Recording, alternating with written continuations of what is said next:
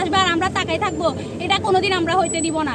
একটা লিক ধরবো, ধরে ধরে জেলে পড়বো, একটা লিক ধরবো, ধরে ধরে জেলে পড়বো, কে আটকাই দেখবো আমরা শুধু করবে। কিন্তু তারা যে এই 1 বছরের মাথায় এইভাবে বেইমানি করবে আমাদের সাথে, আমরা কখনো এটা কল্পনা করিনি।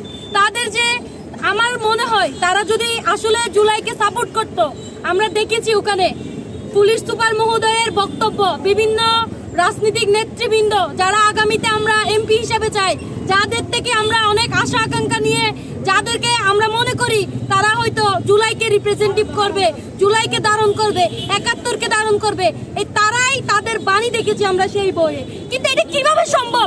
আপনারা 1 বছরের মাথায় এই 2000 শহীদের সাথে বেইমানি করছেন। আপনারা যদি তাদের সাথে বেইমানি করতে যান, আমাদেরকেও মেরে ফেলতে হবে। আমরা যারা জুলাইয়ের সেই 20 জন লিং রুটে আমরা বিজেপি আন্দোলন করতাম, সেই 17 জন আন্দোলন করতাম, সেইখান থেকে কক্সবাজারে হাজার হাজার ছাত্র জনতার রূপ নিয়েছিল সেই 20 জন থেকে। আপনাদেরকে আবার জানান দিতে চাই, আপনারা যদি সেই খুনি, আপনারা কি ভুলে গেছেন 18 তারিখ রাতে কি হয়েছিল?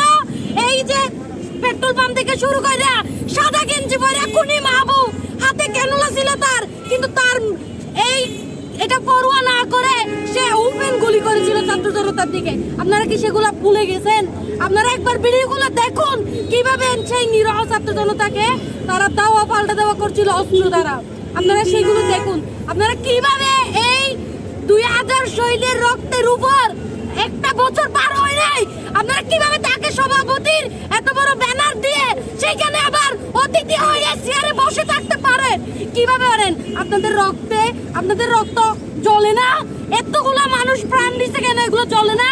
আপনারা তাদের বিচার করতে পারছেন? তারা এখনো কেন বাইরে? কালকে দেখছি অনেকজনে আমাদের নাকি হিসাব নেবে।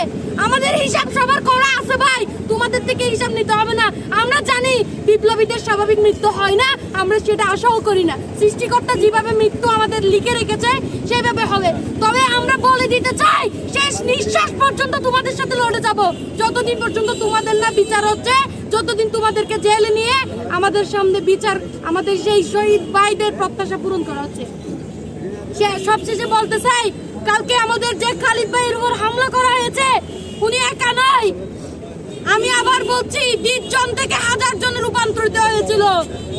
তদরূপ আপনারা যদি এটার আজকের মধ্যে কোন ধরনের সিদ্ধান্ত না দেখান, এই সংগঠনের নামে আওয়ামী লীগ পুনর্বাসন, আমরা ছাত্র জনতা এর থেকে বড় আন্দোলনে নিব ইনশাআল্লাহ।